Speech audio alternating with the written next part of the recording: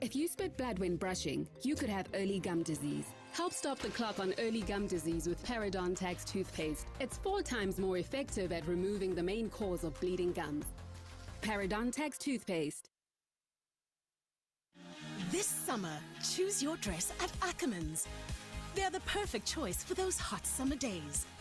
And there's something for everyone from only $49.95. With lots of colours and lots of styles. Choose yours now, only at Ackermans.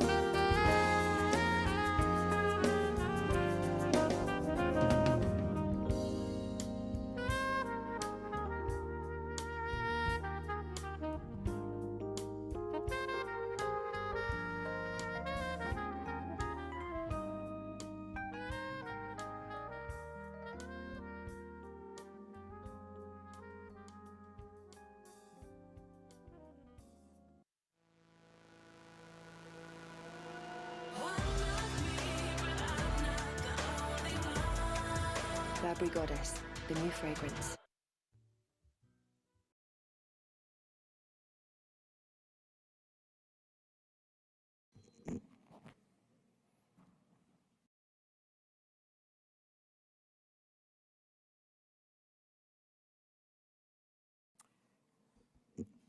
Buenas tardes y bienvenidos a la Fundación Ramón Areces.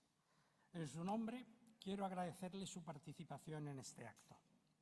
Mi nombre es Manuel Aguilar, soy miembro del Consejo Científico de la Fundación Ramón Areces y académico de la Real Academia de Ciencias.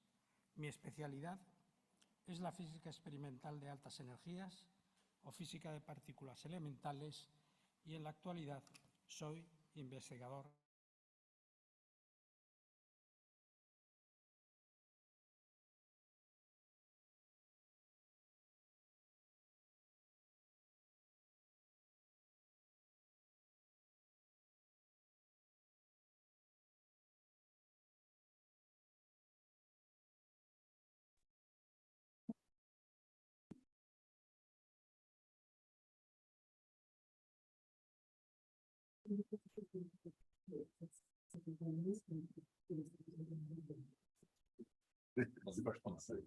Good evening, ladies and gentlemen, and distinguished guests. I'm Sibusiso Nkosi, and I work for the Embassy of Ireland. I'm a program manager there with the embassy. And interestingly enough, I'm also a Kada Ashmal Fellowship alumni. So this for me is it's a flip to be on this side also, representing both the embassy and also as an alumni of the fellowship. So just on behalf of the Council for the Advancement of the South African Constitution and the Embassy of Ireland, we welcome you all for this timely, I think it's an engagement and an opportunity to reflect. I think the group is small, it'll give us plenty of time to just reflect on coalitions. And obviously with our distinguished guests to just share some insights in terms of the Irish experience on coalitions. So just most importantly, the exits are, there's one there on that side and there's one on my side. The ladies and gents, when you came up the steps, they're on your left and right. So in case you need to just use that. I hope everyone has some sort of refreshments. Please do feel free to just get water or something to drink in between everything else. So the order of proceedings for today is basically going to go like this. We're going to keep the opening remarks short so we can just give Mr. Mark Garrett an opportunity to just share some insights and also have a bit more chance to have a discussion and Q&A instead of rushing at the elements of our program. So we'll start with the welcome remarks from the professor. Sorry, just hold on, professor. Just after the professor, after the professor, we have our chair of the Kada Ashmal Alumni Association here. She will also share some insights on the actual fellowship that I mentioned I was part of and what they do. We will then go to our Ambassador Austin Gomley, to just also do some opening remarks, and then we will go into the actual lecture. And then the lecture will be followed by a Q&A, so please just hold your questions. The room, I've been told, has a mic, so please just project. The people who are joining us online will be able to hear, and we won't have a roving mic. So I'll just give, any questions, I'll give you an opportunity to speak, and we will then give our speaker an opportunity to reflect on any questions that are there. This will be followed by the closing remarks by Mr. Nelson Naidoo. So that's our brief evening. And then at the end, we can just continue our discussions over some light snacks outside. So thank you very much once again. Professor, please, here's an opportunity to just one. Okay. Thank you, Lucy. As I was walking into this venue, I was looking at you, and you did look a little bit Irish. Okay, thank you very much for the opportunity. It is a privilege and an honor for me to welcome you all to this event. Ambassador and your team, thank you very much for supporting this event. Personal anecdote, very brief. Okay, I started as a troublesome young activist, student activist on this campus. And in fact, I actually stayed in residence right in this very same facility. I never thought I'll come back as head of school in this very same facility. So it is my pleasure and honor to actually welcome all of you to this event. But let me start by explaining where you are. This is what is called the Management Campus at Wits University. It houses two schools, the Wits Business School, WBS, which is this particular building here. The other school is called the Wits School of Governance. And that's what I'm responsible for in the school. And broadly speaking, the difference between the two schools is that the business school is focusing on the private sector, training programs for the private sector. The School of Governance is then focusing on the public sector, including state-owned enterprises. So broadly speaking, these are the two schools, and we're part of the Faculty of Commerce, Law, and Management.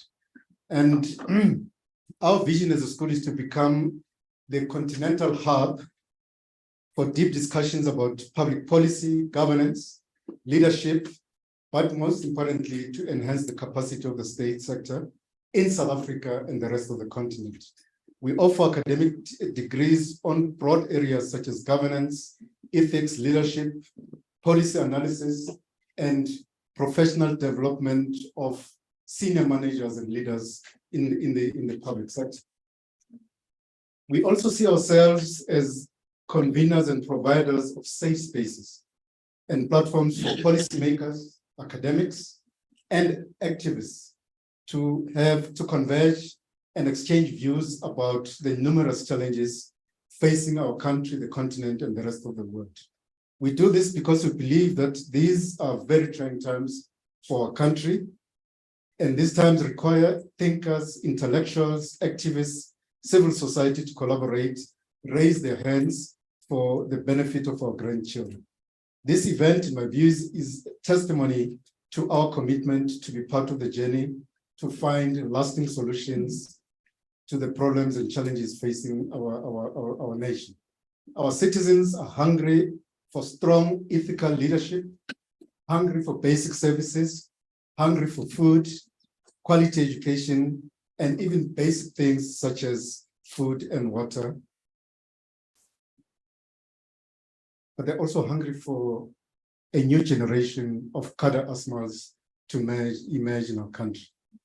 Those of us who had a chance to meet and work and debate with Comrade Kada Asmal will know that he would have loved to be part of a forum such as this one, to be among his comrades, friends, family, and civil society, even his own critics. He was yet debating. He would have loved to spearhead conversations about a new future for our country.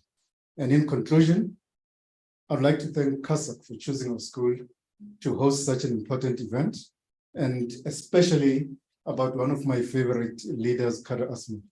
I invite you, ladies and gentlemen, to participate in this conversation this evening. Thank you very much. Thank you very much, Prof, for just introducing us to the school. In case you were still not sure on whether you wanted to join the school, I hope the Prof has convinced you to just register already.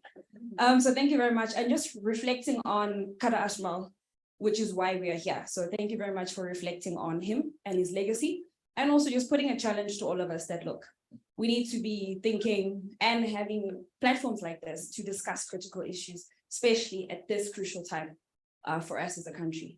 So thank you very much, Prof, for that. Just an apology, I forgot to mention that after the lecture, we will have responses by Prof Mcebisi. So I'm sorry about that. Then we'll go to the Q&A.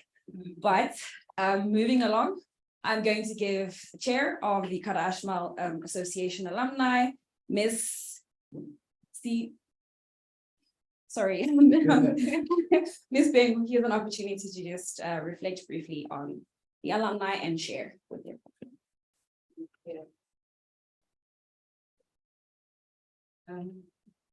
Thank you. I'll also pull my scribbles. Good evening, everyone. Special greetings to our guest and the ambassador. My name is Senzegile Bengu. I am the chairperson of the Kada Asmal alumni, which is a network or an association for Kada Asmal scholars This is a scholarship that was started a decade ago in 2013 that funds Southern African students to go and do a master's in Ireland.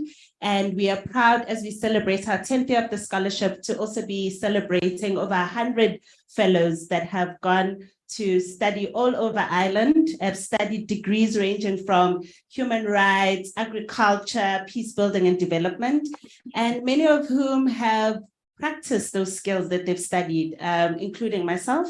So I did a master's in peace building and development at the University of Limerick, and I'm currently a researcher at the Institute for Security Studies, working under the Justice and Violence Prevention Program. So we're also excited that other fellows have remained in Ireland and are contributing in various ways, working for multinationals such as Vodafone, working in the peace building space. And today, aside from, I guess, sharing a little bit about what the scholarship is about, I would like to also share what we do as the Alumni Network, because for many fellows, they would describe going to Ireland as like a blast. You get the scholarship, you go to this beautiful green country. It's really as green as it seems in the pictures. I don't know how they pull that off. You get to experience the culture and the people, and you graduate and then you come back to a very sobering high youth unemployment. For many of our fellows, including myself, transitioning from getting this amazing master's and all this experience in Ireland and implementing it in South Africa is very hard, which is why we exist as the Alumni Network. We exist so that we can support the fellows in this transition. We have 3 objectives. We exist to connect fellows to careers and entrepreneurial opportunities. Some of our fellows have started businesses in agriculture. We exist to foster an engaged and supportive network, and obviously to market the scholarship and Ireland as a study destination. I sometimes say, as the KAA, the Kada Asmal Alumni Network, we are in the relationship business. And as anyone who's been in a relationship before would know, relationships are very hard. So in my closing, I would just like to share some insights that we've learned about building relationships. We've learned that if you really want to navigate this complex world with complex problems, you can't do it alone. Relationships are one of the biggest assets that you will have in your life. And that's why investing in them is so crucial. And when you invest in relationships, you're not starting at ground zero. It's important to consider your preconditions and to consider what the relationship was like with the people you're starting with. So with many of our fellows, we try to recognize that we come from different backgrounds. Even though we have the shared experience of going to Ireland, we still have such strong differences in terms of class and race. And we do not shy away from those conversations, which is the second thing we've learned. Strong relationships have uncomfortable conversations. And at a time like this, we need courageous leaders that can have uncomfortable conversations. I found in intergenerational dialogue, many of our wise leaders are carrying a lot of guilt and shame and are shying away from some critical class and race conversations. And in the alumni, we really go in and we dare to lead courageously. The last thing we've learned is you have to invest in trust. You have to start with the small wins. And one of the things that we do and we're proud of every year is that we have an end of year celebration with our alumni where we bring everyone together because we know that nothing beats face-to-face interaction. And it's through those engagements that we can see who we are beyond our titles, but the human in us all. So today we're really honored for this opportunity and we look forward to hearing from our guests and to contributing in our own way as the KAA. Thank you.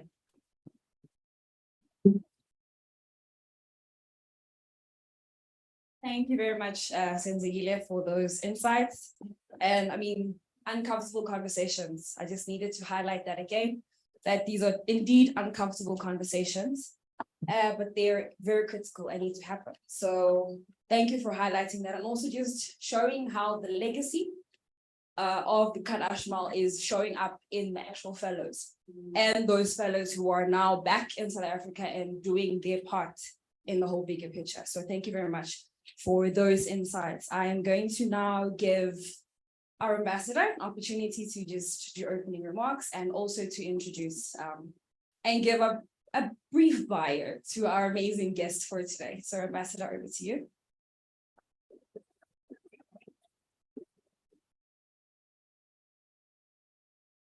Good evening, ladies and gentlemen.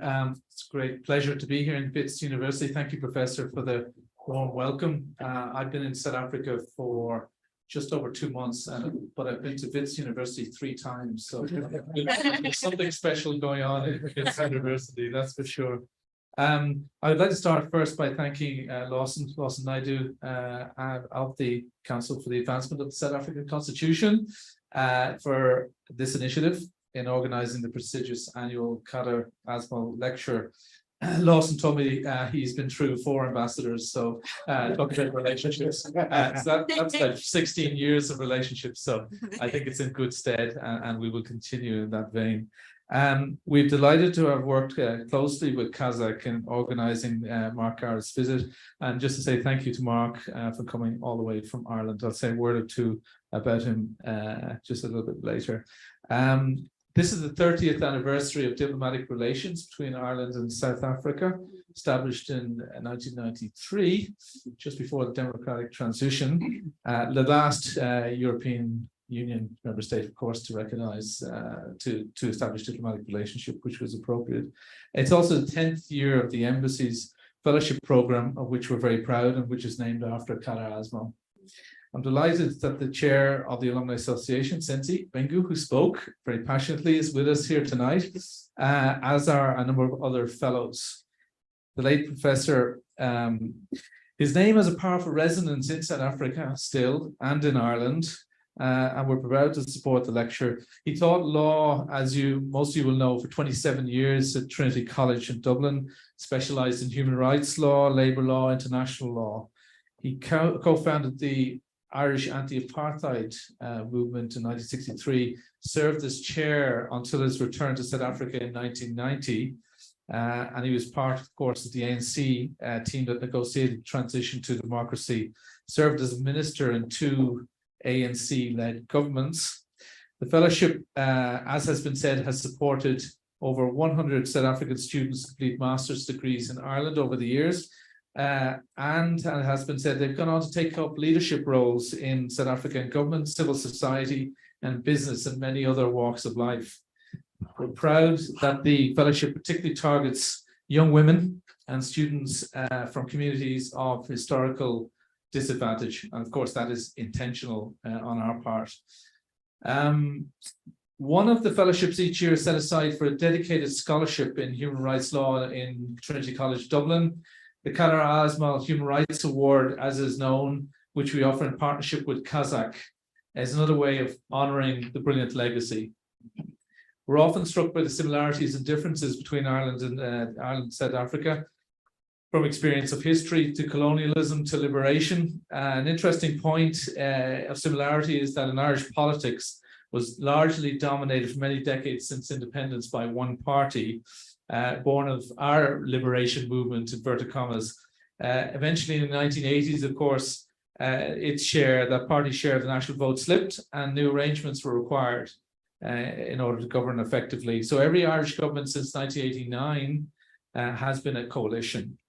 That includes, of course, the current government, which comprises the 2 main parties that were belligerents during the, were on opposite sides during the Civil War over 100 years ago. So those 2 parties, Fianna Fáil and Fine Gael, are joined by the Green Party in government at the moment.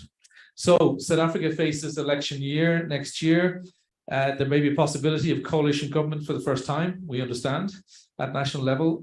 So the vocation, I guess, this evening is to share some of our experience of that shift to coalition governance. But we do so in all humility, of course. The contexts are very different, and it's not possible to simply transpose from one context, our experience in one context, to another. Delighted to introduce Mark. I'm sure you're rearing to get to the lecture at this stage. Mark is the Director General of the Law Society of Ireland. He's had a rich career very varied across the public and private sectors. He played a senior advisory role in the Irish government that served from 2011 to 16. That government was a coalition of the largest and second largest parties in the Irish Parliament, and it served during a particularly tumultuous and difficult period in Ireland as we recovered from a sudden and quite profound economic shock. To make two-party government work at that time was a significant challenge. And I'm looking forward, I'm sure you are, to hearing Mark's insights on what makes coalition government function and the tactics involved in holding a coalition together. He's very well placed to do so. So please join me in welcoming Mark Garrett.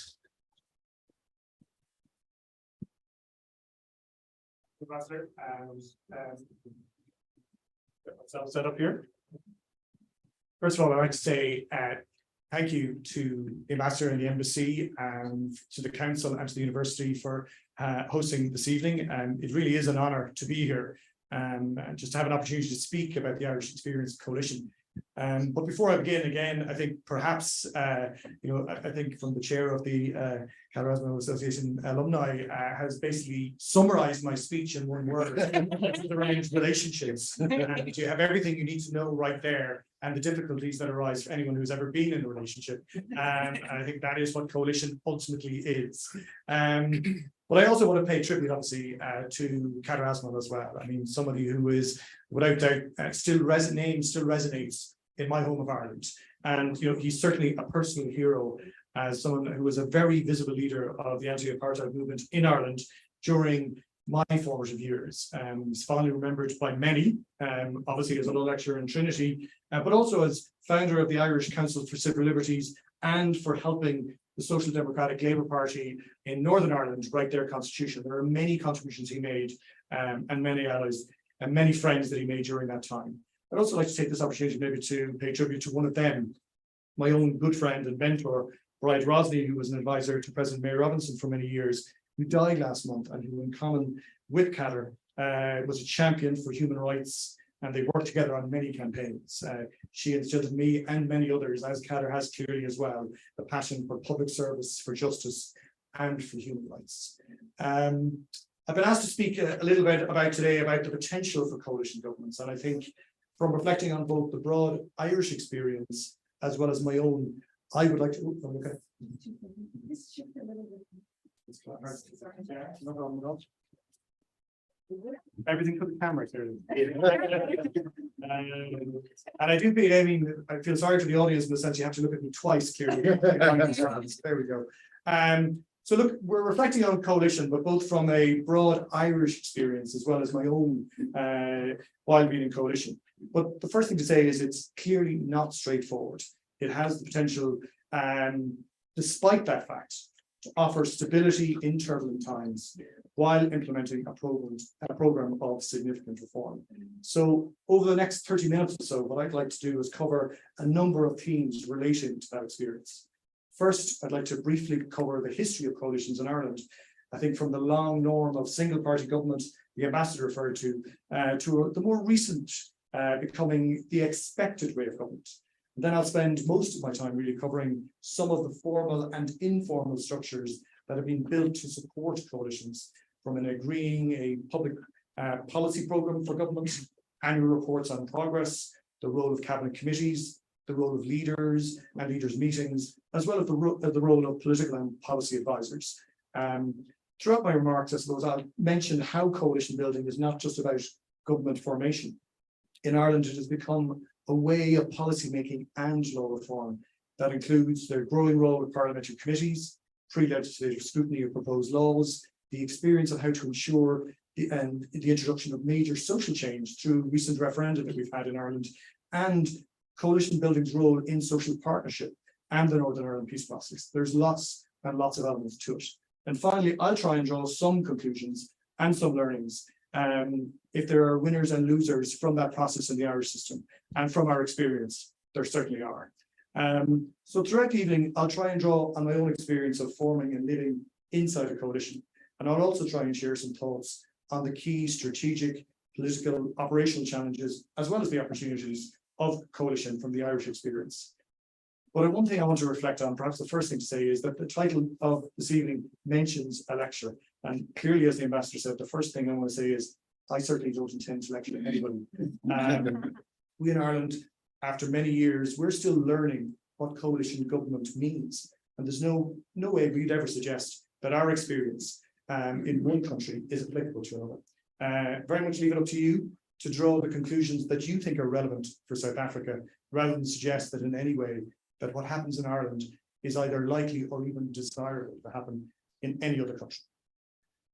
So to get started, let me make a statement of the obvious, or in Ireland, as we say, the bleeding obvious. The business of politics, government, and making laws is almost always a messy enterprise.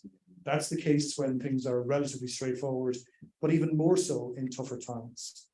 From the Irish experience, coalition government is certainly complex. It's not straightforward. It's a learning experience for everybody involved. It can also be a harsh experience for many politicians and political parties. Coalition government means compromise. It means trust building. It means more political business is done in public and more policy making is done informally and formally in an expanded government and parliamentary infrastructure. Over the last 15 years in Ireland, we've navigated several significant political and economic crises. And there's no doubt that there are still significant social and economic challenges in Ireland. Nobody can argue with the significant turnaround in our economic fortunes. The focus of my comments today is that the Irish experience of coalition government has made a contribution to that turnaround by providing stability, leadership, and effective policymaking.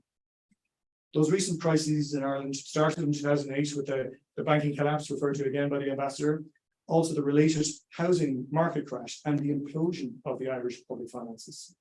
These related emergencies left the country with nowhere to turn except a bailout from the International Monetary Fund, supported by the EU Commission and the European Central Bank, collectively known for good and for ill in Ireland as the Troika.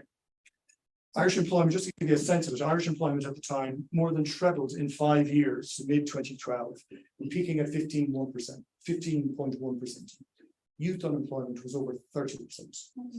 In 2011, in the first budget I was directly involved in negotiating, it contained tax increases and spending cuts of approximately 3.6 billion euro or 72,000 billion rand. And the government deficit at the time was 10.1%.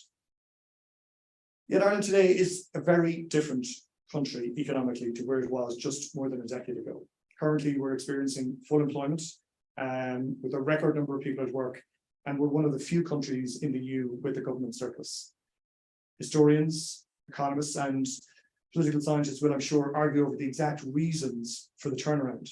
I've no doubt about the size and open nature of our economy remaining significant benefit. Our membership of the European Union, a significant commitment over decades to attracting and retaining multinational investment, the relative youth, education and productivity of the Irish population. And there's no doubt Irish character, the resilience of the Irish nature and the Irish culture of pulling together in tough times of adversity, a mettle as we call it. And none of that is to underestimate how difficult it was for so many at the time. In my view, all of these are true, but I also believe that what is now an Irish tradition of coalition government played its part in helping the country navigate challenging times in those recent years. I think it's important to reflect on that, but also spend a little bit of time giving a short overview of the history of the Irish experience of coalition government. And that's because coalition government has only recently become the norm in the Republic of Ireland. We've just celebrated our centenary of the foundation of the state, and for most of those 100 years, we have what we call a 2.5 party system. What that meant in effect was that from 1922 until 1989, there were significant periods of time with majority or single party government, mostly of the largest party, Fianna Fáil, followed by brief periods of coalition government, mostly involving the second and third largest parties, Fine Gael and the Half Party, or my party, Labour. So we had coalition governments on 5 occasions across 5 decades in the 1940s, 50s, 70s, and 80s. But I think it's worth noting that none of those coalitions were re-elected during the time. Perhaps they were just given Fianna Fáil a rest until they got their energy back and sufficiently to win the next election, and that's what happened. But that dynamic has really changed since the 1980s, and now coalition is the norm, and every Irish government since 1989 has been a coalition. So depending on how you count them, that's at least 8 different governments with many original combinations of parties and political innovations involved. For example, the coalition government that was formed following the 2020 election has for the first time introduced the innovation of a rotating prime minister, or rotating Taoiseach as we call it, when the role swapped midway through the government's term between the leaders of the 2 largest parties in the coalition. So that's a little bit of the history. Now I want to move on to spend most of my time really talking about the many formal and informal ways in which the working of government and the making of laws in Ireland has had to evolve to adapt to coalition governments. Forming a government and deciding on legislative priorities, drafting and passing legislation, it's never easy, and it's certainly more straightforward in a single party government. I'll go into some of those points a little bit later, but I think the point it's worth noting at the start is that perhaps the most significant evolution over the last 30 years has been the political mindset in Ireland. But in 1989, there were, what was then Ireland's largest political party, Fianna Fáil, entered coalition government for the first time. It was dismissed as a temporary little arrangement by one of their most senior cabinet ministers, Albert Reynolds. Up to that point, it was a political principle, a political point of strength for Fianna Fáil, that they were the only party that could provide stable single party government. And in most elections, the voters agreed. So again, it's a very basic truth, I suppose, in politics, that coalition is an unnatural state, and most political parties don't want to go into a coalition arrangement, especially those that are used to being in a government on their own. So coalition was effectively forced on Ireland's largest political party by the electorate themselves. By 1989, they simply didn't have the votes to continue with single party governments. But by 2002, the political culture had shifted completely. In the election of that year, the political slogan, "One party government, no thanks," was a vote winner for the Progressive Democrats, a junior coalition partner at the time, who then re-entered government after the election with Fianna Fáil. That theme, no thanks to single party government, has continued ever since, and now any suggestion of a political party achieving an overall majority on its own is both unlikely and is seen as a political liability, likely to lose you votes. Coalition government is not only the norm now, it's the political preference of the Irish electors. Every discussion on the formation of government in Ireland centres around coalition building, and I suppose perhaps the biggest impediment to Sinn Féin entering government is seen as finding potential coalition partners. I think it's also important to note that coalition building is not merely the Irish norm, but also the European norm, with the UK being the obvious exception. I think the recent elections in both Spain and Poland are witness to this. I mean, in the case of both of them as well, it's an important reminder that when it comes to coalition building, it's not necessarily the largest party that forms the government. Rather, it's the party that's most able to form an alliance. Effective alliances are based on trust and openness, points to which I'll return later. But if a party limits itself in terms of potential government partners, it's likely to find itself more frequently on the opposition benches than it would wish. So ultimately, the voters and the numbers matter in changing political mindsets and political culture. And Irish voters now expect coalition to work. And if it doesn't, they blame those who they believe have failed to make it work. So what makes the involuntary activity for political parties working together and not working together really is an important lesson in all of this. And the lessons I've taken from my time involved in coalition government is that the 3 things above all else are needed: trust, respect, and generosity. And I think throughout our years of coalition government and experimentation, there have been some positive and not so positive examples of trust, respect, and confidence building. And the reality is, it's much more fun to explore and probably more lessons from those that don't work and where it hasn't worked. I mentioned Albert Reynolds earlier, calling coalition government a temporary little arrangement. Well, less than 3 years later, Albert found himself as leader of Fianna Fáil and Prime Minister of coalition government. It won't surprise you to learn that, given the lack of respect he showed for his coalition partners, there was little trust from them, and they quickly found a reason to exit his government and cause an election which didn't go well for Albert or Fianna Fáil. In the 1990s, ministers and advisors were locked out of government buildings. Official reports were edited to suit the political agenda of one party. Surprise announcements were made of, I remember one in particular where the Prime Minister of Ireland made an announcement of 1,000 new jobs in the constituency of the Deputy Prime Minister and coalition partner without letting them know. That's not exactly building trust. One cabinet minister in the 1990s came into their coalition partners and said they'd come for a resignation. Again, not exactly the trust and respect that you would expect.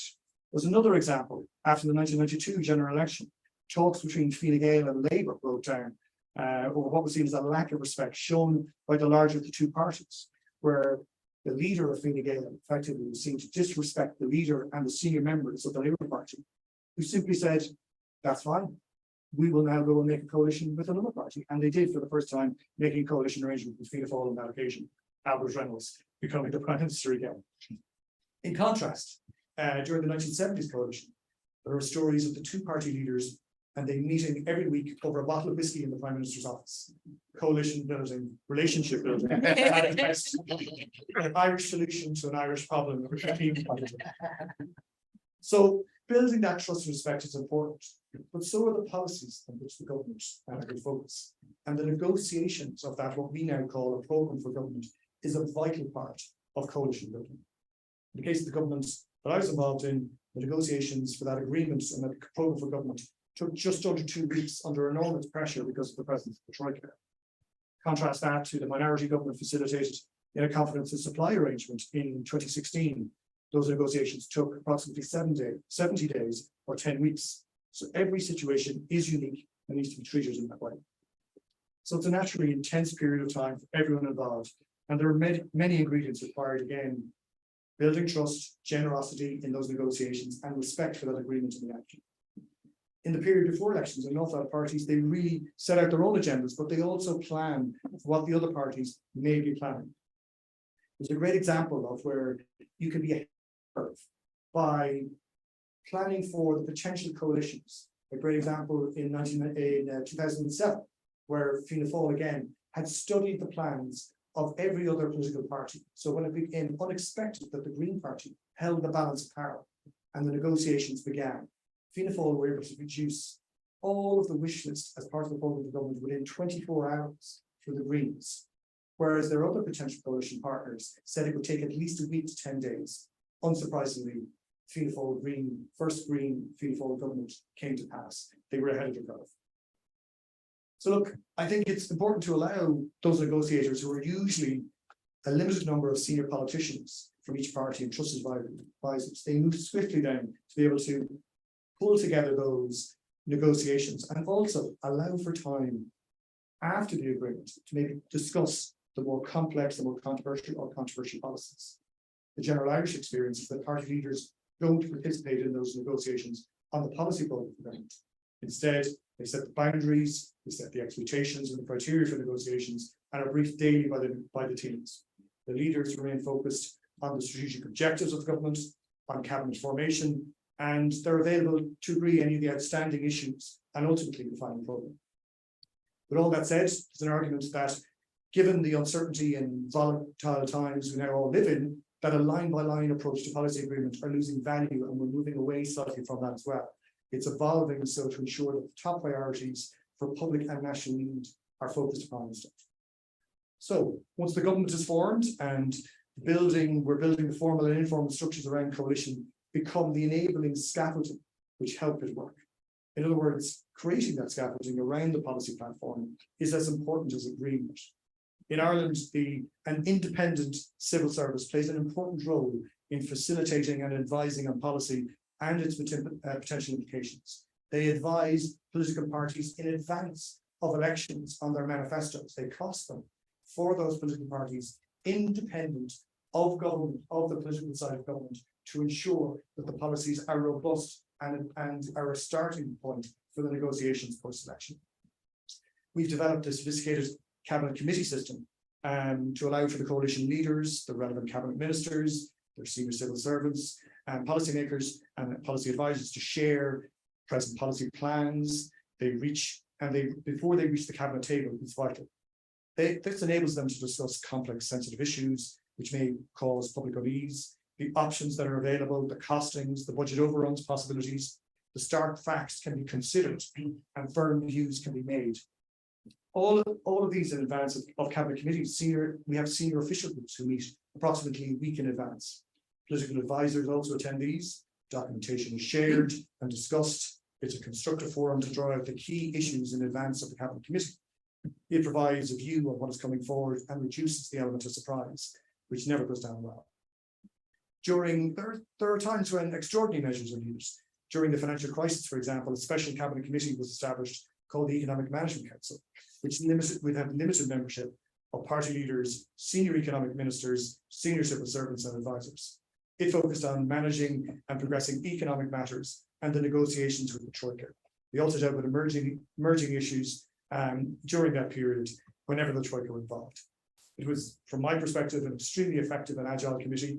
However, you won't be surprised that, like many things in life, for those who were not included in its membership, even those other cabinet members, it wasn't very well regarded and very popular. Also, something not very popular are political advisors, who are a real key asset to government ministers. They're not popular with the media, the public, and with many politicians. The number of and the structure of political advisors and program managers has grown from their unofficial origins in what were called the national handlers in the 1980s to a formal and vital part of government since the 1990s. They are directly employed by the ministers, and they leave when the ministers leave office as well. They assist and support them in their policy, their legislative, and their political agenda. They too understand the need to build good working relationships between the parties. The Irish Advisor Network, it's really an established framework, and it holds weekly meetings in its own sphere, and they share information, they troubleshoot, they focus on legislative issues, and they highlight what memos may emerge at the forthcoming cabinet meetings. There are weekly leaders meetings that benefit from this network, and it allows for the strategic relationship to continue to strengthen so that the politics and the policy arise from time to time can be dealt with in good order. In the current coalition, for example, each of the three party leaders have a chief of staff, and the relationship between these three is pivotal to problem solving and cross-government communications. Ultimately, the overall objective of all of these structures is to lower the risk of conflict around the cabinet table. The more issues that can be agreed and resolved in advance helps build a government consensus. All of it is based on the understanding that any serious disagreement at the cabinet table, especially along party lines in a coalition arrangement, will effectively end the government. Votes in cabinet have to be avoided, as they simply point out the divisions within government, and they ultimately will be the campaigning points in any subsequent general election. It's important as well not to just look at government and look to the parliamentary parties who support that government. They don't have the benefit of the internal government network. So it's important to keep communicating regularly, promoting inclusivity, and listening and managing the difficult experiences and the perceptions at parliamentary party level. More regularly than not, there will be dissatisfaction, complaints, rows. There's no doubt that almost every parliamentary party ends up on Twitter in Ireland, it seems, at this stage. But having that reliable engagement and communication mechanism is beneficial both to the parties, but also to the leaders and the cabinet ministers who sit around the cabinet table. In all of this, trust between the coalition partners is critical. And it's this quality of personal relationships and the quality of them that really matters. Issues will always arise during government, unexpected events, which will really test the relationships and the cohesion. During our time, there was an unexpected briefing from the Attorney General to the two party leaders, which effectively forced the resignation of the national head of our police service. That was absolutely rocked confidence within cabinet around who knew what and when in those circumstances. But it was only the strength of the relationship between the two party leaders that held that government together over a critical 72 hours, where it seems an incident that is well forgotten because it didn't become the crisis it could have been. Really important in the circumstances. Also, it's worth noting that, since our 2016 elections, Irish parliamentary committees have also increased their legislative scope. It's an important feature now of the Irish parliamentary system, although time-consuming and what can slow down bills, but allows for that pre-legislative scrutiny of draft government legislation by cross-party, including the opposition parties. It seeks to improve democracy by opening up the draft legislation and focuses on minimising amendments when the legislation comes back at a later stage. So that's the, as I say, formal and informal structures. But some of the lessons, I think, in particular, and some warnings and benefits for all parties, and perhaps, given my bias, for the smaller parties. Entering negotiations or government is not straightforward, and especially not so for the smaller or junior parties. There's a history in Ireland of smaller parties losing out in subsequent elections, and the recent experience of the Liberal Democrats in the UK is another example. While the national interest that people talk of is certainly served, the party itself can lose out. I think in our case, there was no surprise in many ways that was the case. In entering government and agreeing the program for government, our party leader, Eamon Gilmore, gave a speech which told our party delegates that we would probably have to fight the placards on a regular basis, given the decisions that would have to be made. And so it proved at the subsequent elections. I suppose I'm maybe tired at the stage of hearing people say that the 2011, 2016 government in Ireland will be regarded well by history and historians. In politics, I think anyone involved knows that the real currency is votes, and parties, that have not been rewarded by votes by what economists call and academics might consider doing the right thing. So my advice for small parties: go in with your eyes wide open. There's no guarantee that you'll thrive at the ballot box. It has happened in certain circumstances, but there's no guarantee. Well, it may be tricky, but the real benefits come in terms of advancing significant policy priorities. In the case of my own party, we progressed substantial and much delayed law reform and major changes in economic and social policy during our time in government. Some of this progress was achieved in tandem with the coalition building exercise of the Citizens' Assembly, Ireland's innovative exercise in deliberative democracy, and I think probably worth a good conversation in its own right. But I suppose just drawing this to a conclusion, I think it's worth drawing on the wisdom of perhaps one of the most famous lawyers, Abraham Lincoln, when he said, "The best way to predict the future is to help shape it." I hope after this presentation, you won't take it that the Irish experience of coalition is anything other than an opportunity to observe how others have experimented and made mistakes as well as some success, and use that as just one piece of evidence to shape your own unique circumstances. For you here in South Africa, you'll have to find your own way. Take the best learnings from others, and I think make your own mistakes, but be open to the potential and hopefully find your own successful way to shape the future of government in this country. All political parties are in their own way coalitions, so there's already massive experience of how to work with different perspectives and different personalities that shape the dynamics of politics and policymaking. The Irish experience is only one source of information, but I believe the coalition government has played a major role and a major positive role in our political, economic, and social evolution in recent decades.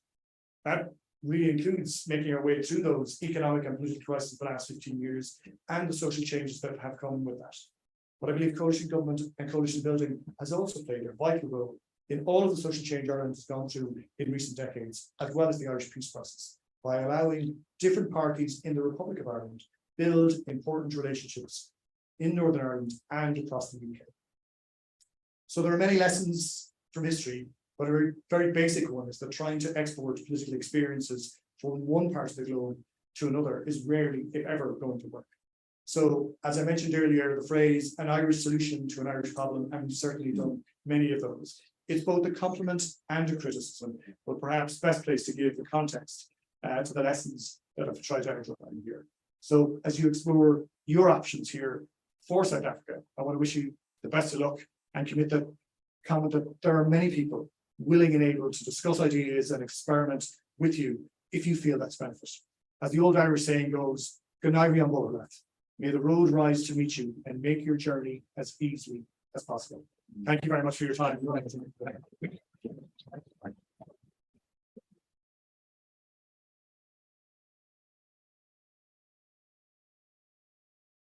Very happy to take any questions later, but I believe we have. Thank you very much. As you can see, my page is full of notes. So I don't want to take Prof's chance to respond. I will keep some of my reflections on what was said now, give Prof a chance, and then we will all just get a chance to just reflect on, a lot, which we've just heard right now from Mark Garron. So Professor Mtekisi.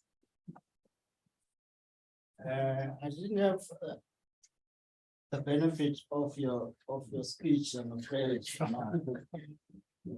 Lost and found, but never quite delivered.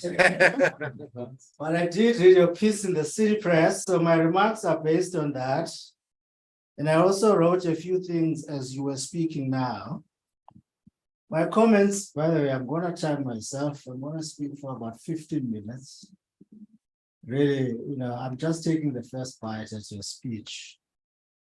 My comments are divided into three parts. Firstly, what are the factors that makes your coalition work? Secondly, whether those factors can be replicated here in South Africa. And what are the proposals that we have made here locally towards some kind of a stable government? What are we currently talking about? On the factors for your stability, my take is that there are 3 or possibly 4 factors for that. First has to do with parties, the character and age of your parties. So the character, these are ideological, value-driven parties. They are nationalist parties, labor parties, green parties. So they have a certain set of policies. They are activist parties. So there's a certain vision that they strive for. There's a certain commitment to a broader idea, which is good for compromises and all that. And on the age side, they're quite old, established in the 1920s, 1930s. So they have developed traditions of working together. Hierarchy, internal democracy, so they know how to do things. There's a process. People don't just do things, there's a proper structure, which helps. The second point is the manner of operation. Both the formal and the informal structures, channels. Things don't come to cabinet to be discussed. They are discussed somewhere, they are thrashed out, compromises are reached. So by the time they get to the leaders, they've already been discussed and agreed upon. So you have a long process of decision making, which is also good. What I didn't hear you speak about, though, are wedge issues. I mean, I'm not sure if Irish politicians are not ambitious enough to exploit what might be wedge issues in Ireland, because politicians always want to outsmart each other. So I'm not sure if that is an issue there. And also the social background of your political elite. Do they have independent sources of income? Do they use public office as a main source of livelihood? Do they depend on public office? Can they get jobs elsewhere? That determines the extent to which they are committed, they are morally conscious, and they serve the public. I didn't get any of that. So perhaps that also has to do with your social economic profile. What are chances of people getting jobs elsewhere? If they don't get a job in the public service, can they get it elsewhere? Whereas here, things might be slightly different because our economy is not doing well and most of our councillors and politicians don't have the papers to get jobs elsewhere. So they rely on public office to eke a living. And so that determines their determination to do or employ any means necessary to get to office. So my sense is that we have some of the factors that you have, but differ in some respect, right?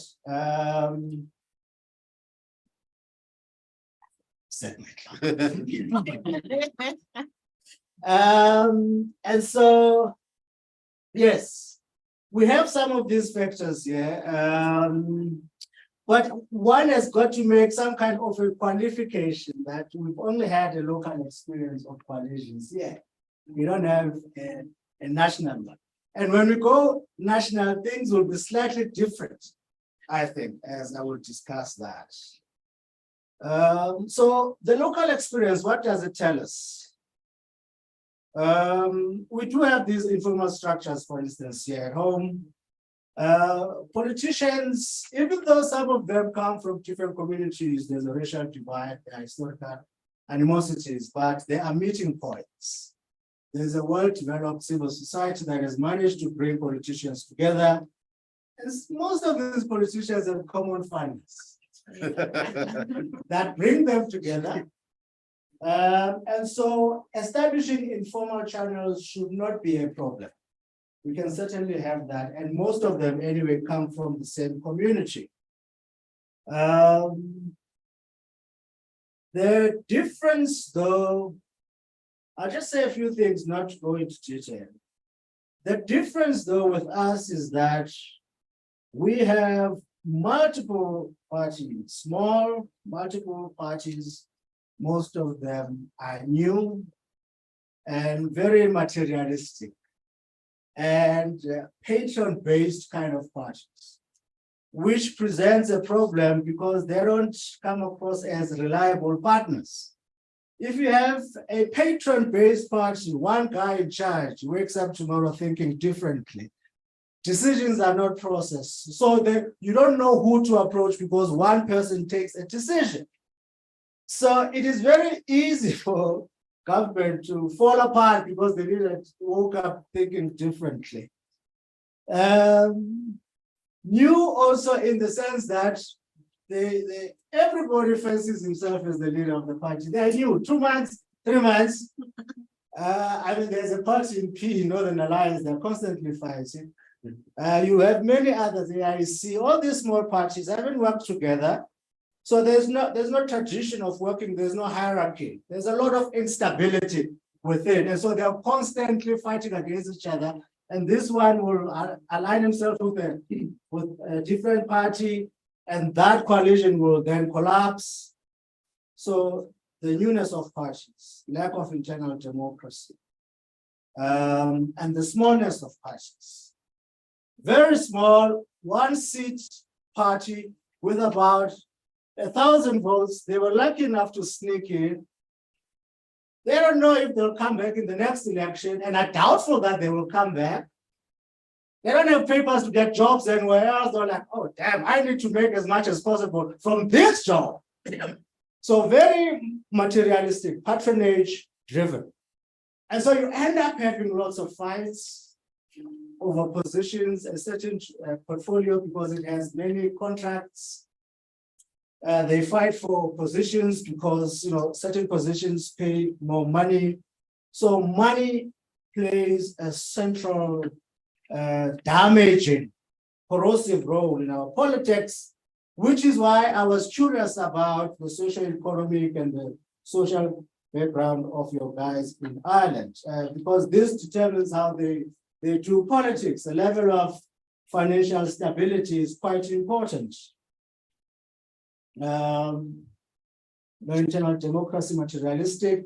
So these are some of the problems that we have with our parties, and that's what explains a lot of instability in our local government.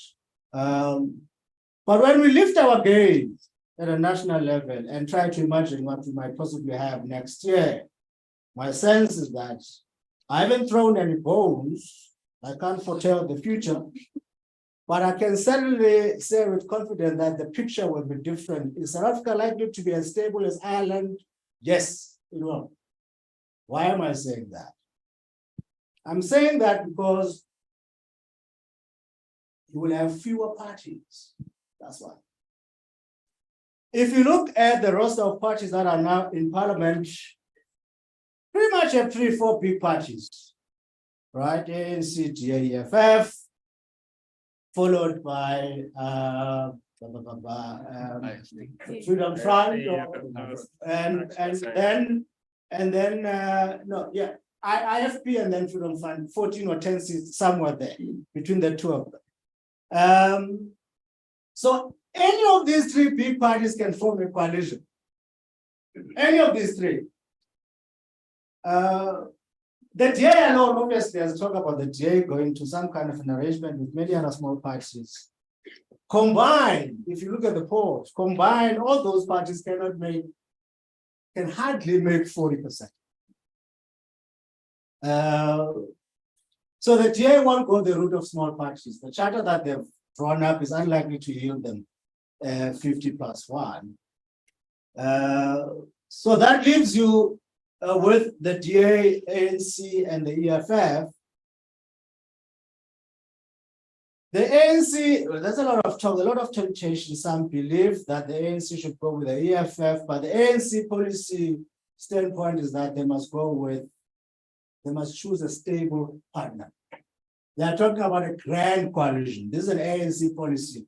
And they're very critical of populist demagoguery parties, which is what the EFF is. Of course, as I said earlier, there are different individuals who fancy the EFF, but there's a lot of pressure as well among society, especially donors, business people, who have a lot to lose if this country collapses. And also ordinary people who have been terrified by the terrible experience at a local government level are looking for more stable government. So everybody's saying, let's stop this madness, let's have something stable. So in trying to curb the insanity, the route that they are likely to follow to sanity is ANC and the DA. And if you have those two parties, again, there are only three parties in contention. So they have to talk amongst each other. They can't go anywhere else. So this forces them to look at each other. And if indeed our proposal, I was part of writing the paper that was discussed at the national conference, so kind of owned a little bit, as I'm saying, commissioned by the presidency to do that. So if, for instance, now coalition formation, the period is about 18 days. We propose 30 to 40 days. So that period gives them sufficient time to thresh out any issues. Also propose that there must be a threshold. A party with a certain, it might not apply here because you have three big parties, but generally, only a party with 4 seats must qualify to be in the government, not just any other party with 1 seat. Big parties have a lot of stake because they're relatively big, so they aspire to do better. And there's a likelihood of getting even more votes if they do well. So their conduct is somewhat okay.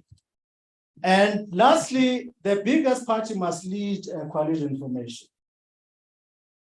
And the DA and the ANC agree on this. Both of them have written papers, have clear positions on this, largely because they know that only the two of them are likely to stand a good chance of going into that arrangement. Your experience tells us a lot. Informal channels, focus on policies, bring values back to the table. The ANC, of course, has not been a champion of values lately. but the fact that they will have lost power, dropping below 50% for them would be a serious charge to do well. And of course, there are two issues that will divide them, land distribution, racial redress. These are two wedge issues that both parties must thresh out. But it's important that they face these issues, especially because the future of this country depends on addressing these issues. So this coalition is not only practical, but important to address lingering issues that remain unresolved. Hence, if I'm a betting man, Ambassador and Mark, I will bet on this grand coalition. You can quote me on that. Thank you.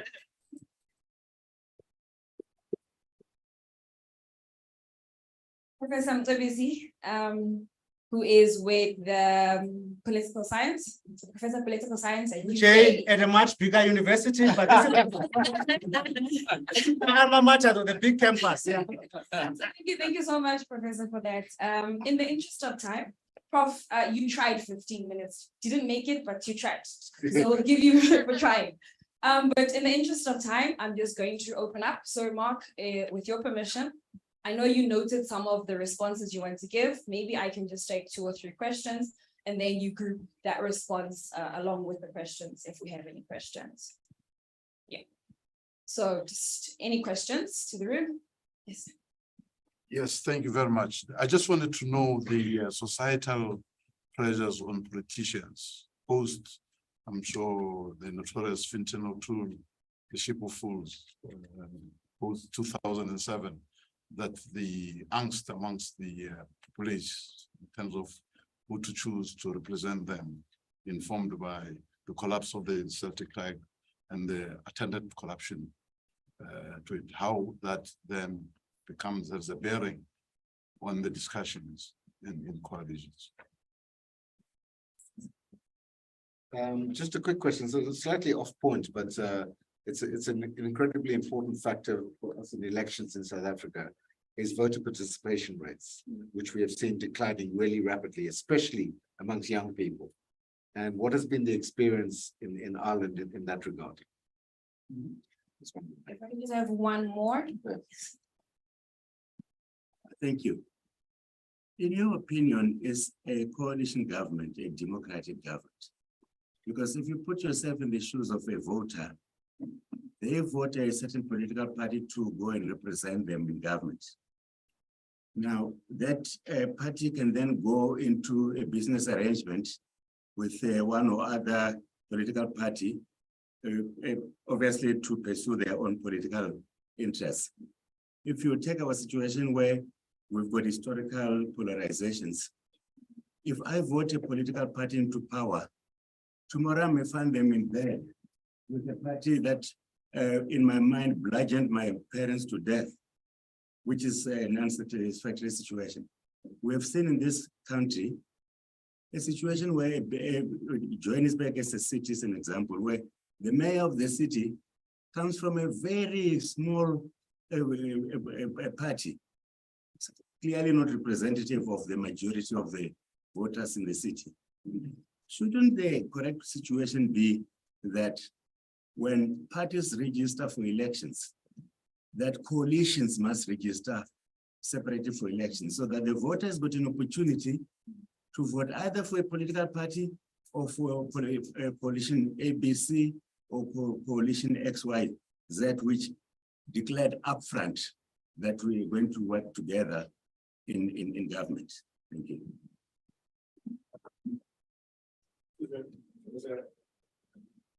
That's quite a range of issues there. To start with, maybe I'll take them in reverse order as I've taken notes. It's probably the way to go at it. I think I have to, again, speak from an Irish experience, but also looking across the European as well around coalitions. Is it a democratic result? And I think you have to take the voters at their word, that if you take a coalition government in the main, I can think of very few examples where the coalition isn't supported by a majority and therefore unlikely that the result of the process. Each country has a different electoral system, and we certainly have a very complex one. But ultimately, the number of seats in Parliament are decided by the voters. It's a representative democracy, and people are represented in Parliament, and Parliament decides, and that's our constitutional arrangement. So I think from our point of view, we have a very clear perspective that it is a democratic perspective, and you have to take it on the reverse side, which is if no one party has got a majority of voters, that's the voters sending a very clear signal that there is no party that has a majority of their confidence. And then the coalition arrangements, I think certainly in Ireland, there have been occasions where people signal very clearly in advance there are parties they will only go into government with, and there are parties they will never go into government with. And I think ultimately, in the main, that has played out, but there are certain examples where that did not happen. It's not a contractual arrangement. It's not part of our constitutional arrangement. So people have the democratic right for that, from that perspective, to make their own arrangements in the parliamentary system. And I think certainly you see that across Europe as well. So I think from our perspective, and people will make their own decisions here, but I think that is certainly how we see it. Voter participation, I think absolutely that, look, we're around, we say on average for our general elections in the early 60s, so around 62%-ish of participation on average. It's been relatively stable for the last 15 to 20 years. It every now and then spikes for things like referenda that are seen as particularly either controversial or transformative, depending on what they are. We've had a number of those in recent years. And there's no doubt that youth participation is lower than average, and always a concern, and has been for some time. But what we are seeing, and that's been studied quite extensively, by our political scientists is interestingly that even those who don't participate at a young age, as they, shall we say, come up the demographics in the area, their participation level averages out with everybody else. So it's always a concern. It's always an issue, and there are always programs, and I won't necessarily get into them. And I think it's something that we should always be concerned about and keep working on. And there's lots of good ideas out there around all of that. Question around post 2007 and or after the crash, and what was the political impact of that? Well, first of all, I suppose if you look at a number of ways, is that Fianna Fáil, which was, as I say, certainly the largest party since its foundation in 1927, the largest party in Ireland since its foundation in 1927, went from what was, even for them, relatively historic lows of 40 to 42% in the 2007 general election, that at the 2011 election, they got 17%. In the latest opinion polls, they have somewhere between 17 and 19%. So it's stabilized, if you want to call it. It's gone up and down a little bit over time. But basically, you're talking about the consequences. And largely, you think about it, Sinn Féin have become the largest party in Ireland. If you add Sinn Féin's vote in 2007 and Fianna Fáil's vote in 2007 and add them today, it's more or less the same. I'm not saying voters haven't shifted in many ways around all of that. There's definitely slices of different parties gone in different directions. It's not as simple, but in reality is the largest hole in the political landscape in Ireland since 2007 is the one of Fianna Fáil. I also say the Progressive Democrats have disappeared from the political landscape. The Green Party, who were in government at the time of the economic crash, lost all their seats at the subsequent election, but they have come back. I think people mentioned the ideological base of where they are at. But I think political parties who were involved in government, not just in the initial crisis, but also in solving those, trying to solve those issues, taking decisions that no political party ever went into politics to make, and found themselves in government doing. All of those parties also suffered actually, and found themselves. The Labour Party went in with after the 20. We started with 20 seats in the 2007 election and had been 20 for quite a while. We got 37 in the election in 2011, and we got 7 in the 2016 election. Having come in, and as most people would analyse independently, helped solve a lot of the issues and provide stable government and do the work that people expect of the national interest. There certainly was no reward at the ballot box. But I must admit, some of my real heroes through all of that period were those backbencher one-term TDs from rural Ireland who were getting into the neck for the things that were happening, and who day after day came into parliamentary party meetings and said, what's the right thing to do here and what is in the national interest? And yes, I might lose my seat, but it's much more important. There are more important things than that. So they weren't all like that, but there were key ones that were. And that reminds me. But to your point around, there were key figures who were involved as ministers in that period, who basically disappeared off the political scene. Even as the party remained, like Fianna Fáil, you virtually never heard of the vast majority of those ministers in public life since. Bertie Ahern, who was Taoiseach for the main part of it, has begun to reappear a little bit recently, but you're talking about approximately more than a decade later. But still, we shall see what the long-term legacy there is. The background of politicians, and again, there's lots of studies done on the background of socioeconomic, gender, all of the obvious demographics and issues around. There's a lot out there. Traditionally, over the last 50 years, the most likely politician in Ireland is male, unsurprisingly, but a teacher. Comes from a teaching background. Number one, approximately just under 30%, I think, of Irish national politicians who've been in the Irish Parliament have had a teaching background of some sort. Now that's changing a little bit and has done. They come from a variety of professions and backgrounds. Unsurprisingly, that different parties have different characteristics. It's Fine Gael come from a much more business orientated. Fianna Fáil are seen to be much more rural, farming, so on. Or as Fianna Fáil would say, small farmers, whereas Fine Gael would say big farmers. And you can get into a whole conversation about this. And there are books and books and books written about it. But I would suggest there have been millionaire politicians. Albert Reynolds was a businessman who ran pet food factories and made his money that way. There are others who have been in business as well. But there's never been a sense that they made their money out of politics.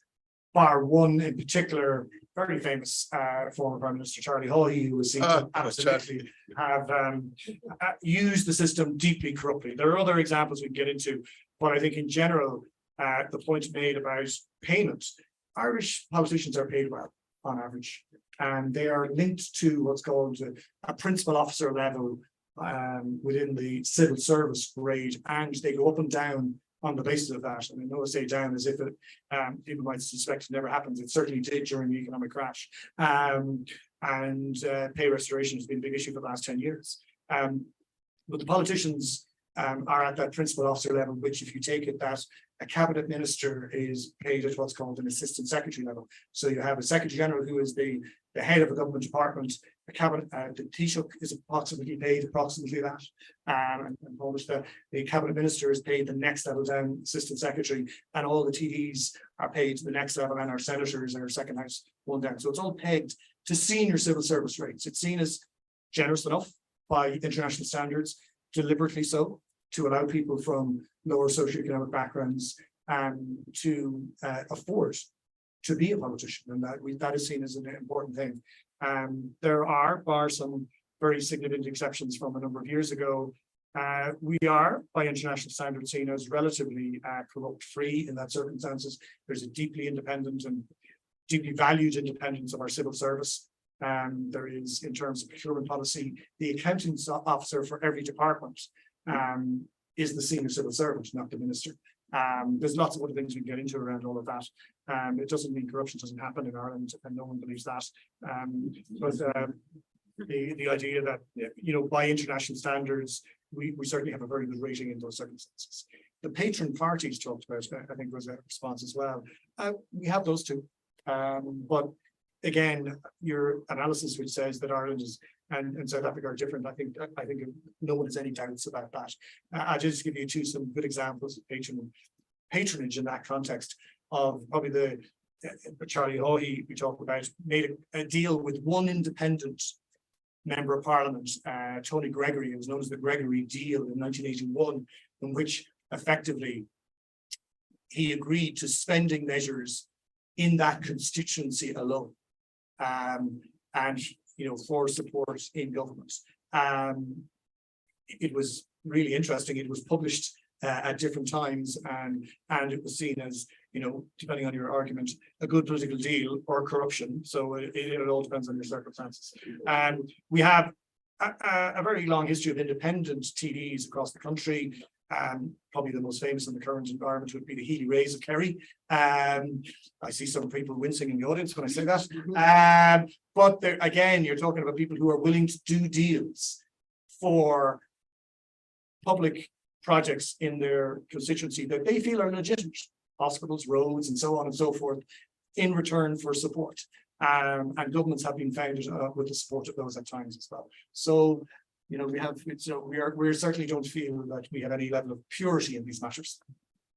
I hope that helps.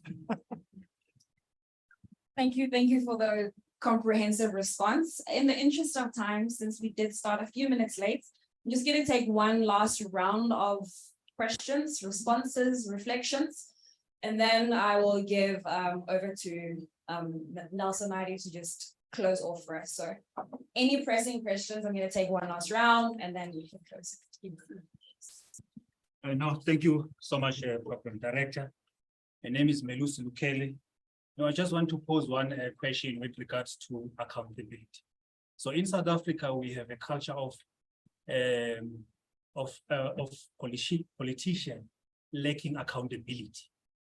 Now, I just want you to share light with us, because we know that good governance requires accountability.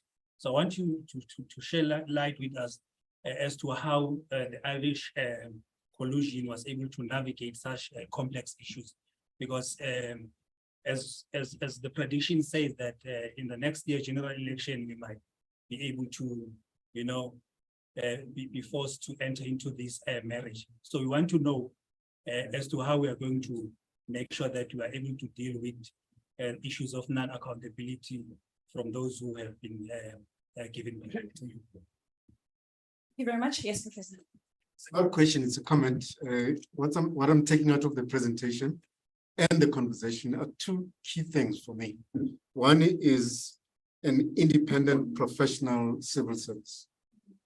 That's what's making government stable and able to function. The second one is the quality of leaders of the different political parties who are able to sit around the table and discuss policy issues and hopefully put the interests of citizens ahead of their own personal interests. So those two things, in my view, are one of the key takers for me in the conversations. Thank you very much, Prof, for just giving us some reflections down over there.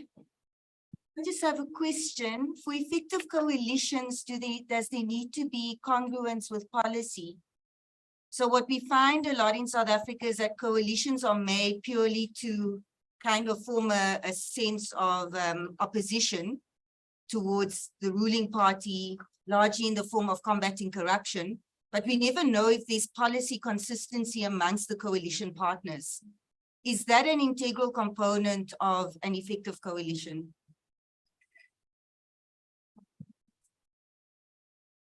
Again, quite a wide range there. And there's no black and white answers to virtually any of those questions, I would suggest, because again, no claims of purity from the Irish experience. I will point to, I mean, clearly accountability has been a significant issue in Ireland over the decades.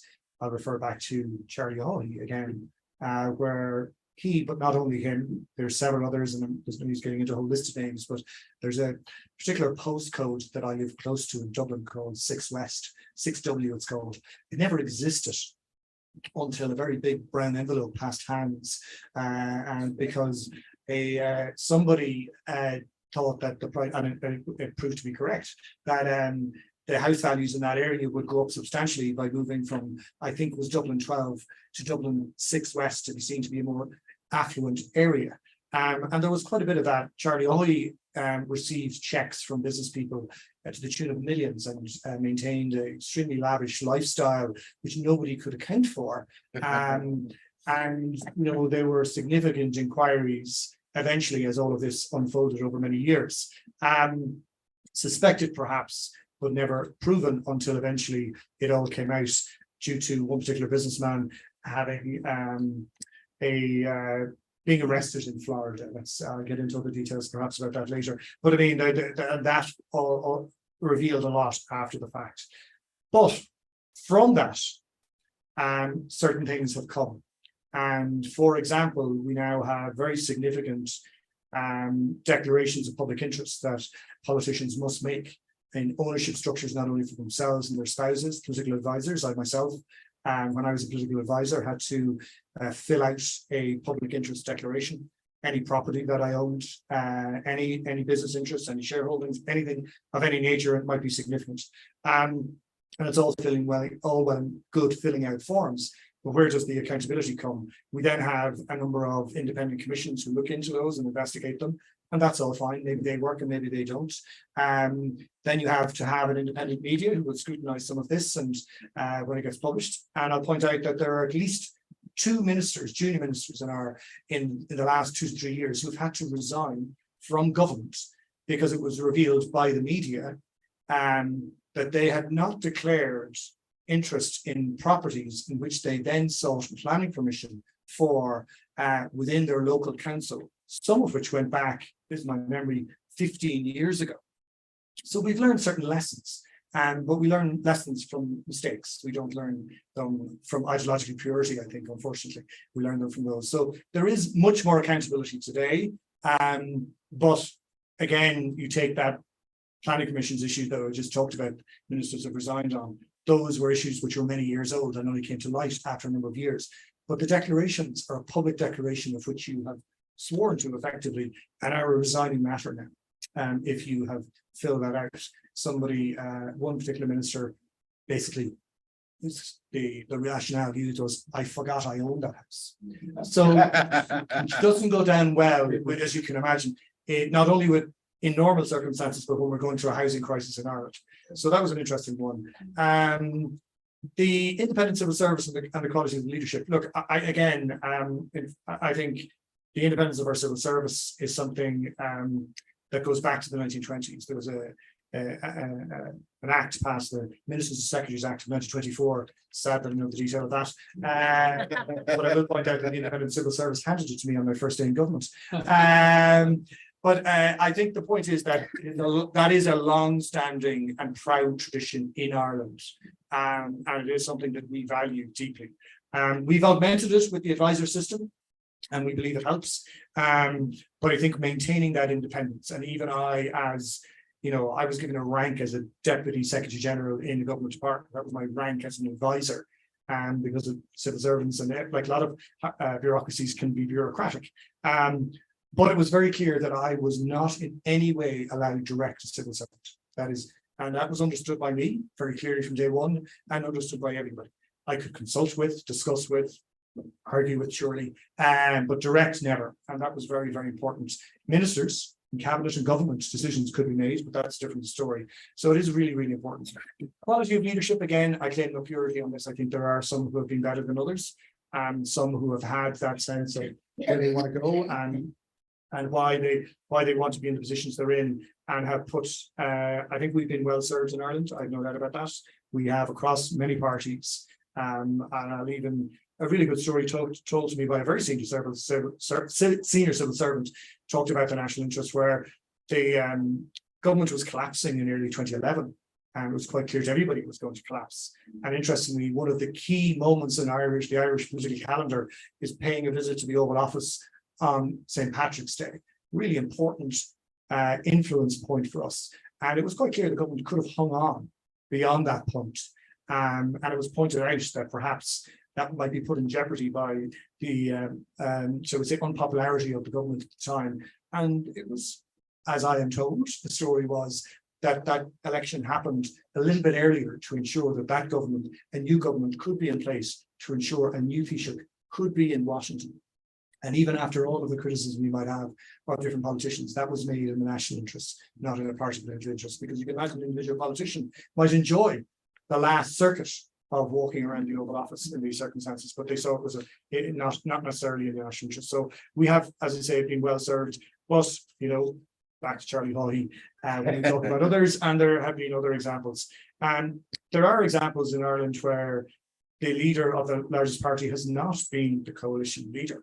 The two first inter-party governments in the 1940s and 50s, Fine Gael were the largest party. But in fact, Fine Gael chose not their leader. It was a Fine Gael leader, Fine Gael Taoiseach, but it wasn't the leader of Fine Gael, because he was deemed to be an unacceptable prime minister at the time for a variety of reasons. So there is interesting things there. Policy consistency, I'll just come to that. In the perfect world, there's perfect policy consistency, and but I think what you have is in almost all coalitions, you have compromise, and this is it. It's messy. It's not pure, but there is, again, those great academic studies which indicate certainly that which party policies make it into the government program for government, and then analysis on which of those are then passed, annual reports on it. So there's a lot of transparency about what people stand for election on, and the next election is judged on, well, we delivered this, or your opponents will say, well, you didn't deliver what you promised, and we certainly will suffer from that, as everybody has. But I think the academic analysis again shows a very high rate of policy implementation in coalition government. And we talk about, you know, programs of government, usually in the 80 to 90% of the program is implemented over a 5-year term. And I think that there's no doubt that all parties in government feel that they have a stake in that policy platform. If they don't, then they are unlikely to participate. And unless you give generously, I think we talk about generosity, it usually means the smaller parties, if they don't see more of their program in there than the bigger parties, they are on a proportionate basis, they will feel, well, why is it worth the risk of going into government? And that's important, I think, for parties to feel that the stake that they have is larger than the risk that they undertake, given the experience that we have. Thank you very much. Can we just get a round of applause? I think first of all, I would like to just apologize for the program running late, but also appreciate for you guys giving me a bit more time, because the engagement was still there and there were some issues we still wanted to discuss. So just first of all, thank you for that. Thank you to the various speakers who did the opening remarks highlighting today's discussion and the value and the importance of it. I think that was very important also. And then thank you very much, Ambassador, for the introduction and giving the context of the Irish experience. I think it's always important to just take it from a high level, but start from where it actually happened and how it happened. And then to our guest speaker, Mark Garrett, I'm sure a lot of us here still have a lot to reflect on in other spaces and take. And thanks to social media, it's still there. If you want to reflect on any other bits and pieces that you want to look at, you can still go to that, but just highlighting the context and the Irish experience, but also highlighting the role of the voter, which sometimes we kind of put to the back burner. Also relationship building, which kept coming up today. The importance of strengthening relationships and just creating those spaces for relationship building and the uniqueness of the situation. So yes, and I'm sure as South Africa, a lot of the donors and a lot of people will be wanting to share their experiences, but just to always acknowledge that our situation is unique, but there are definitely lessons that we can pick up from the various conversations and the lessons which we shall be receiving and have been receiving in the various dialogues and discussions and reflections. So that's also important. And touching on accountability and the type of leadership, which Prof also reiterated and Mark just reiterated on now, is also important. And just sharing some lessons for smaller parties. I think that was also a great reflection. Just to say, look, there are some smaller parties and there are some lessons that they could learn. Professor Mcebisi, also just highlighting, so as a response to highlight the similarities, but also highlighting the actual differences based on what was initially presented to us, but also in a more optimistic light saying, look, there is definitely opportunities to establish conversations, and some of the people in the room, not winking at anyone, have the ability to get parties to have these conversations because they are being supported in various ways by donors and everyone else, but just to create those spaces based on the relationships which are already there with the various parties. So that was definitely an optimistic element to all of this conversation we're having. So thank you very much to all of you, to some of our online who have joined us on Zoom. Some I know are watching the Zoom, the Facebook profile of the embassy. So thank you very much for joining us. I hope those engagements, I know people are probably commenting, we'll probably get a chance to reflect in the coming days. But with that, thank you very much. Can we just give a round of applause to all of us? And over to you, to Mike. Thank you. Just very briefly in terms of a closing, I just want, as I was sitting here listening to Mark, I was looking at this picture of Carter and thinking how he would have engaged in this conversation, how animated he would have been. And he would have stopped you several times during your speech, Mark. Make no mistake about it. But I just want to say the reason we have the Carter Usman lecture, CASAC was established in 2010. And Carter was one of the people behind establishing this organization. He was able to foresee the problems that we were going to face in the years following 2010. And his position was that there are many civil society organizations in South Africa, very vibrant and very good ones. But when there's his phrase was, when there's an attack on the Constitution, who's going to organize that march? We need an organization to do that. And that's really how CASAC was born. So it's in honor of Carter, who was an inspiration for CASAC, was a mentor to me, a political mentor to me, and I know to many others in this room.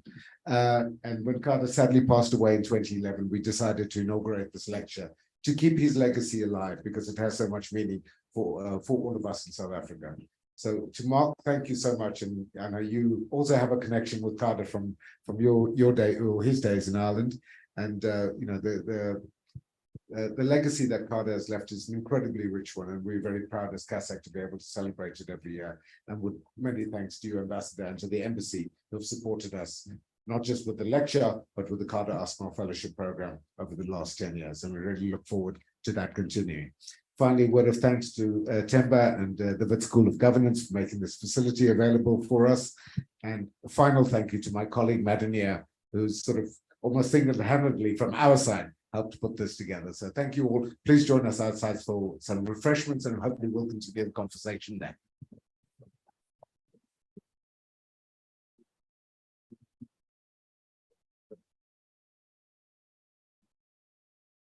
Arrangement.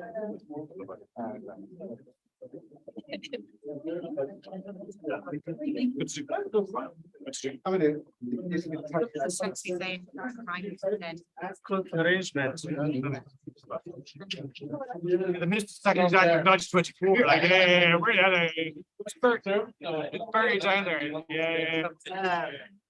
Oh, yeah. Sit outside. Yeah, no sit.